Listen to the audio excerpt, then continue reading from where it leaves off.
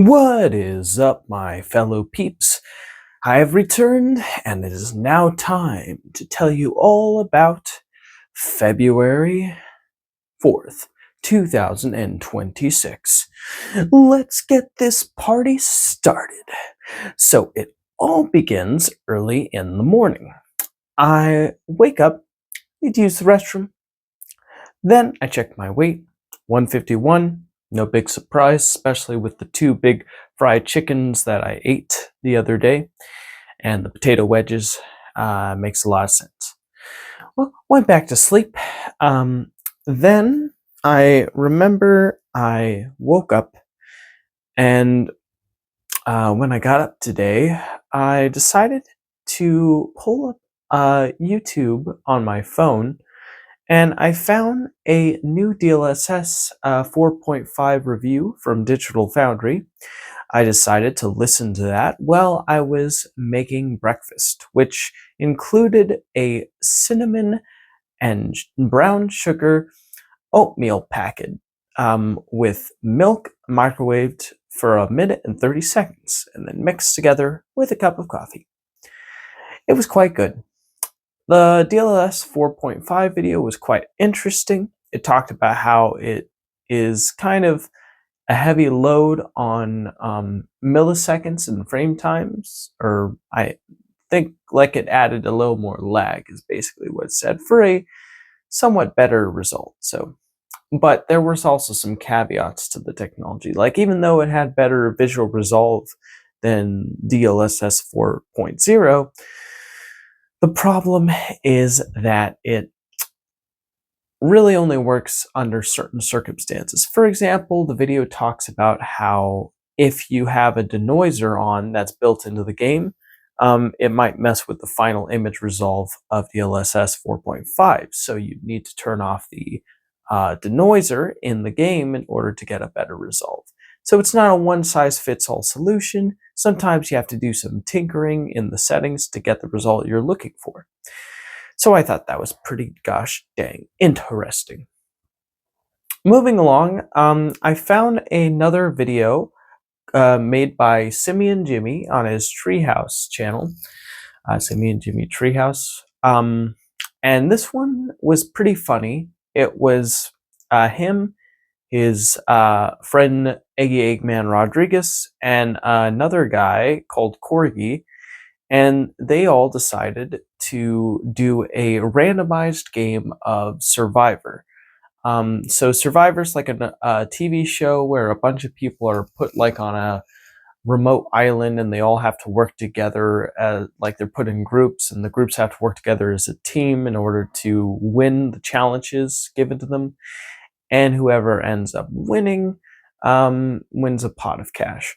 So basically, the video was essentially them plugging in a bunch of fictional and real characters, or real people, into the Survivor generator, and it created a path forward of where these characters would go, who they team up with, or, well, they already were teamed up before, but what decisions they would make as the game would progress. So it was a pretty funny video.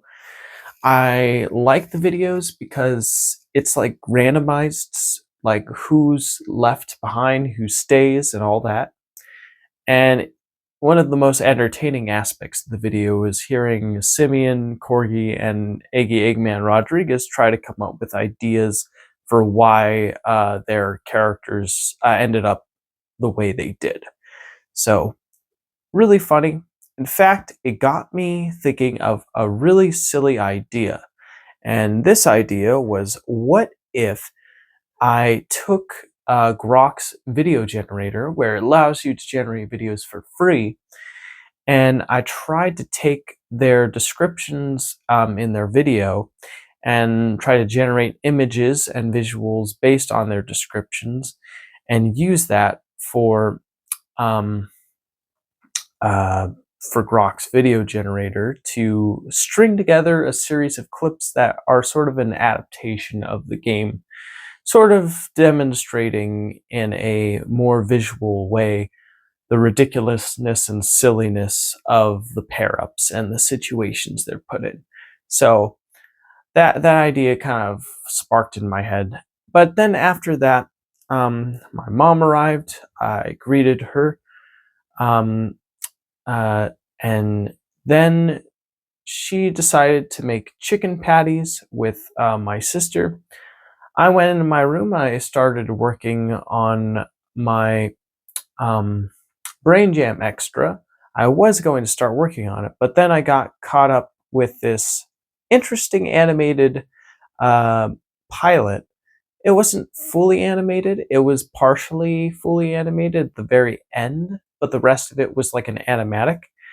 And it seemed like a really fun idea for a animated series. It's like about like a lady who like is like traveling and with her dog, and then she comes across this town where she sees this museum that carries this artifact that has this ring hole in it and has a description saying, if you say this, then you will summon a hero to save you in times of peril. And she just so happens to have a ring that perfectly fits the engraving. But then suddenly, all heck breaks loose, and robots begin to overrun the town. And everyone is scared because they're like these appliances that had AI built into them, and the AI became rogue and decided to start fighting humans. So now the lady finds out what the plaque said underneath the ring hole. And when she says it out loud, she summons, unbeknownst to her, a hero from her ring, who's there to save her. But then she ends up saying something that brings him back into her ring again. And that's pretty much the um, demonstration of the story in the 7 minute little demo reel or pilot or something like that. I have to say, I love the concept. I think it's really like perfect for a serialized but also structured story that I think would make for a very entertaining and engaging show. It's giving me Fire Fly. Oh gosh, what were those shows that I like grew up with? Like it's giving me Danny Phantom vibes. It's giving me just shows I grew up with when I was a kid that were like had these interesting fun concepts, and the stories were serialized where they could be part of an overarching narrative, but they could also just as much be simply standalone stories that you could just watch one episode of and you'd get the gist of what's going on in that one episode, and you wouldn't have to worry about having to watch 20 other episodes to know what's happening. I kind of miss that style of storytelling. I think they should bring that back because these days I feel like a lot of modern shows feel like they need to be like big, epic movies where, every episode is essentially part one and two and three and four of like a ginormous movie story. And I mean, there's nothing wrong with that. I mean, it's fine having like shows that are basically huge movies, but I think it's also nice having like shows where like they don't feel like you need to see every episode to enjoy one episode. Like I like those shows where it feels like you could take one episode out, watch that, enjoy it well enough, without having to endure so much information. I think we should bring that back because I thought it was a really cool way of making TV. Of course, TV in the way it is now is no longer really viable. Most people have migrated to streaming, so you'd have to switch it up with different means of storytelling. All right, well, enough of that. I really liked it, and I hope that maybe some executive with a lot of money sees it and thinks it's worth funding or, you know, bringing it alive. Moving along, after I was done watching that, my mom and my sister finished making the chicken patties. They had them ready on buns. I remember they asked me if I wanted my buns toasted. I said yes. Then I brought out soda for my mom and one for me, and my sister already had one. And we ate together, and we were saying a bunch of silly like ideas. Like I remember, like one time we thought, what about making a male version of the Hooters restaurant called Honkers? So yeah, dumb things like that. Um, I don't know how that even was brought up, but it was brought up, and it was very funny. Another thing that I remember is that my sister said, "What if there are like feminist robots that decide to put the males in like detainment camps and only protect the women, and children?" And then I was like, "Let's bust out Sora 2 and have you describe that and see what it comes up with." And it ended up coming up with what looked to be like the female version of iRobot. Like it was pretty interesting. Okay, and then after that, I did 30 minutes of brain jam. Wait, no, sorry. I'm jumping ahead of myself. I took a shower, shaved my face, put on deodorant, moisture cream, put on my clothes for work, and then I worked on brain jam for half an hour. Um, I did get quite a bit of work done. This time around, I was finishing up a frame that I was trying to get done that would help demonstrate what I was trying to communicate in what I was reading in the video I'm editing. And then I was working on the next frame. And this one's really interesting. Like the first frame, it's like this one's about like local connections versus like personal connections, or universal connections versus personal connections, something like that. And I wanted to demonstrate that by having like a character point at the main character and be like, "Wow, your horns are really long." And then we cut to another shot where the character is greeted by like his, um, nephew or cousin or whatnot, and the nephew says, or cousin says, "Don't worry, it runs in the family." So I thought that would demonstrate the idea quite nicely and with a bit of humor. I thought, yeah, that'd be pretty funny. So after the timer went off for that, I got everything I needed for work. I said goodbye to everyone. I left. Everyone was busy doing their own thing. I couldn't find them, so I just yelled out, "I love you all," and I left and went in my car and I drove off. Eventually, when I got to work, um, it was interesting. The first half of the day, the first 3.5 hours, was pretty much 1 hour was a lot. And then the 2.5 hours was just front end bagging, along with sometimes taking order out every now and then. That's pretty much all there is to say about that. Nothing too interesting to talk about there. Then I had my half hour of lunch. I decided not to eat because I felt like I overate yesterday and I didn't want to overdo myself. So I ended up just going upstairs, and I remember I was listening to, man, I don't remember what I was listening to, but I ended up doing like 18 minutes of shamanic breath work with Breath with Sandy. So that was nice. I remember reading a comment of like someone saying, "I'm from Iran and these videos help bring me peace in times of tribulation." And I thought that was a pretty cool comment. I really liked that. Um, yeah. And after that, I went downstairs. I punched back in. Oh, and for my first break, I decided to refill my water canteen and then listen to a um, audiobook called Seth Speaks, where a lady apparently thinks she's being a medium for a exterior consciousness that's trying to communicate ideas through her books.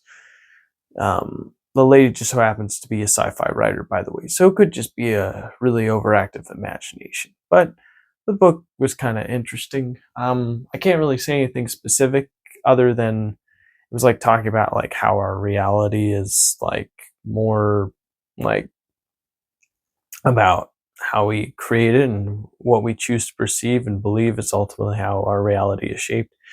I don't know, stuff like that. It was weird, pretty interesting.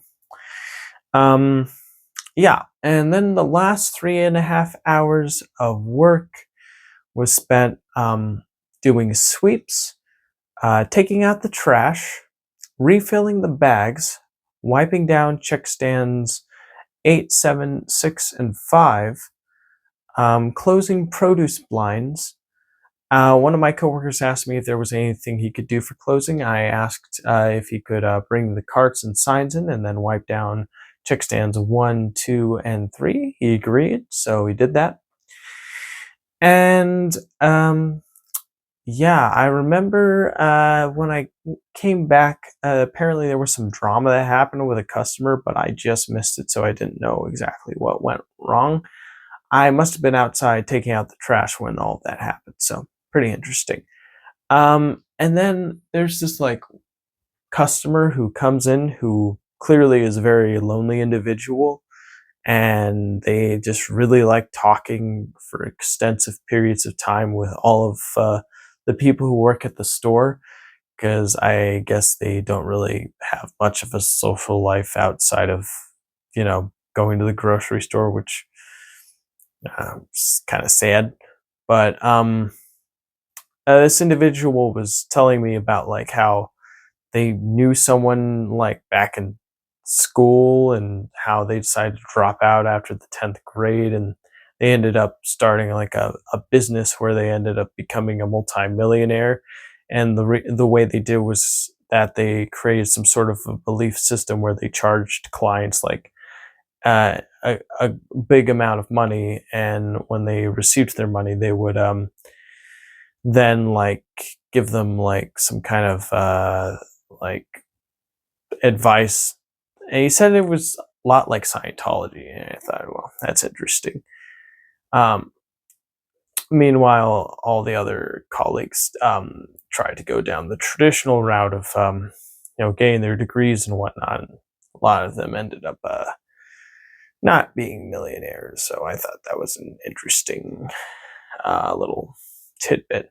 But of course, one of my co-managers saw that he was going on and on a bit, and when he left, my co-manager did mention she didn't really like how he kind of just talks way too much, and that it's because he's like lonely and stuff. Yeah. So yeah, just an experience from the work that I thought was interesting to share. Okay, and then moving on from that, yeah, not much to say other than all closing duties were completed. I said good night to my coworkers. I left. When I got home, I was greeted by my family friend who was watching TV, and I decided to see how my mom was doing. She was laying in bed with our cat, Malcolm, and I decided to pet our cat and kiss my mom goodnight. When I went out, I decided to eat like the cornbread that apparently my mom made. It was really really good. I really liked it. And as I was eating it, I was watching video of YouTube channel Dan Dingle making AI games using Google's Genie 3 model, which was fascinating. It's clearly in the primordial ooze stage, though, currently. Like, it looks really. Hold on one second. And we are back. Sorry, phone died, but had to wait 25 minutes for it to recharge. Moving on. So I watched Dan Dingle try his hand at making some AI generated gaming content using Google's Genie 3 technology. The prices were completely outrageous. It was like $250 a month just to generate what were essentially half baked tech demos that look extremely poor in quality. But again, this is the earliest and worst this technology will be. I'm sure in the very near future, probably less than a year from now, maybe a little more from a year from now, but very soon, this technology will be fully fleshed out to the point where anyone can make a big AAA game on the budget of a ham sandwich. So again, it reminds me of that saying from Syndrome from The Incredibles, and when everyone's super, no one will be. And I think like that was supposed to signify that if you give the hands of years of experience and power into your average everyday citizen, they didn't have to work for those powers. They didn't have to learn those powers. They didn't have to become intimately aware of those powers. And because of that, they don't really respect them because it's something that anyone can do. So it would be like, wow, you know how to walk. Big deal. Everyone knows how to walk. Unless, of course, you were someone who was like paralyzed and somehow managed to go through physical therapy to retrain yourself to walk. It's not something you openly celebrate like oh my gosh, unless of course like you're a baby learning to take your first steps, and you're the parent like watching over the baby making sure they can walk. But anywho, basically all this to say that the barrier for entry for making games that look nice will eventually come crashing down. And I never thought I'd ever see that happen. I always just assumed, okay, so AI, they're just going to make advanced text models. But no, now it's advanced image models, and then that carried over to advanced video models. And now that's carrying over to advanced interactive video models. And pretty soon it's probably going to be even more advanced from there. So the problem is it's pretty much cannibalizing all previous work done by decades of artists and storytellers and writers, and turning it into like an average medium that's essentially being used to cut out like the hard work and effort that a lot of real artists put into their material, all for the sake of just going, wow, that's neat, I suppose. Now, of course, I'm not one to poo-poo on like using AI all the time. I feel like if you only use it for goofy use cases where you're not trying to make like money off of it, you're just kind of making silly, dumb like joke videos or things like that, then I see it as harmless. But the moment it becomes harmful is when you decide to use it as a means of replacing artists whose career was built on learning those fundamentals of storytelling and giving storytellers agency by knowing exactly like what the director would want or what they want or what they bring to the table. So yeah, a weird future we're living in. That's all I'm gonna say. After watching that video, I was eating. Oh yeah, and as I was watching it, I ate way too much cornbread. I think I had like, I feel embarrassed for saying this, but I'm pretty sure I had like 6 slices, plus an entire can of chili beans, which was meh, very bland tasting. A cup of coffee, um, and gobs of butter on the cornbread. So I'm probably going to grow to be 153 or 4 pounds tomorrow, honestly, pretty sure. So that sucks. And then I decided to check back on the Simi and Jimmy video where he was doing the Survivor game, and I posted a comment where I was joking about I kind of want to remake this whole battle with using Imagine and Croc's video generator, and then I got a like from Simi and Jimmy himself and 2 likes from some random strangers, and that gave me like the encouragement and interest I needed to try to pursue trying to make this even work. But I've never seen an episode of Survivor before, so I decided to look for like the first episode of like season 1 I could find. And when I found it, I decided to just take like the basic format, which was like a guy talking about these 3 days ago, these contestants got on a plane not knowing what they were in for, only knowing they were in for a big adventure or whatever, something like that. Um, but I tried taking shots from the Survivor episode and then running them through Google's nano banana technology.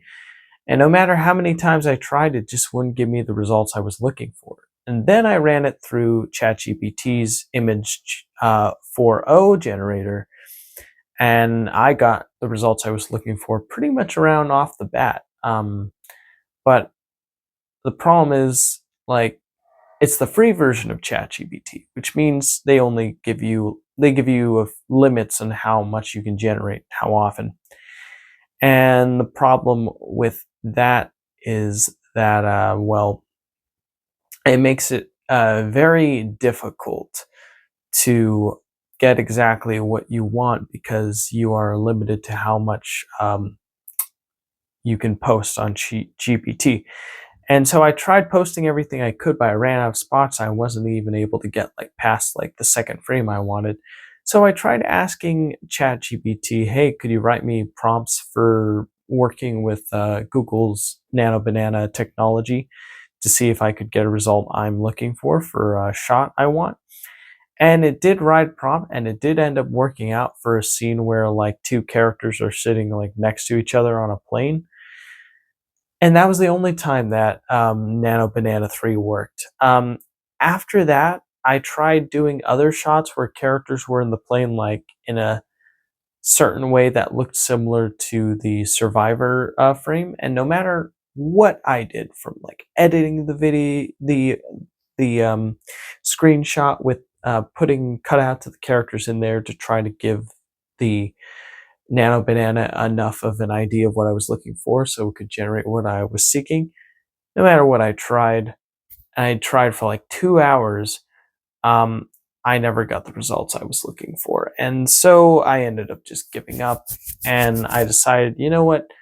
My next paycheck, I think I'll use $20 of that paycheck to do some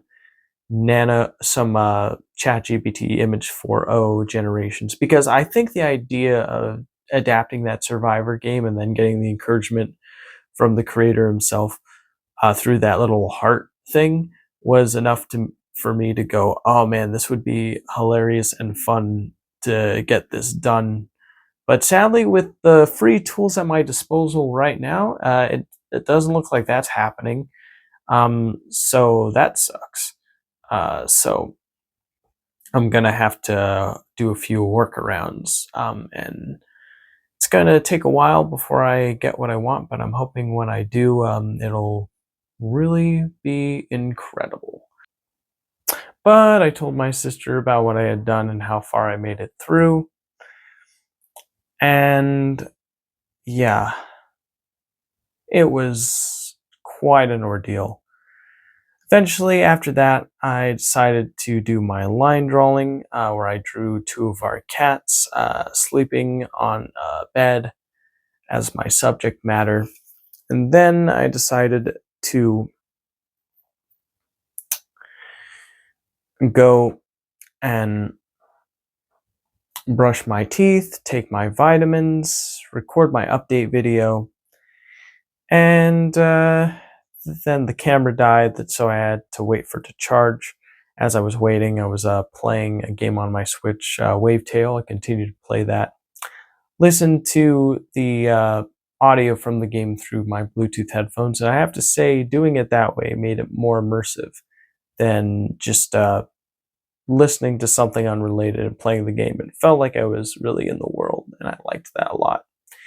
Then, after about 20 minutes, I turned my phone camera back on, and I got to recording again, and here we are. So now I'm going to quickly edit this. I'm not going to do too much editing this time around, just the basically just enough. And then I'm going to publish this and go to bed. So that's pretty much it for now. So thank you for tuning in, and I will see you in the next video. Take care, everybody, and have a great night. Goodbye.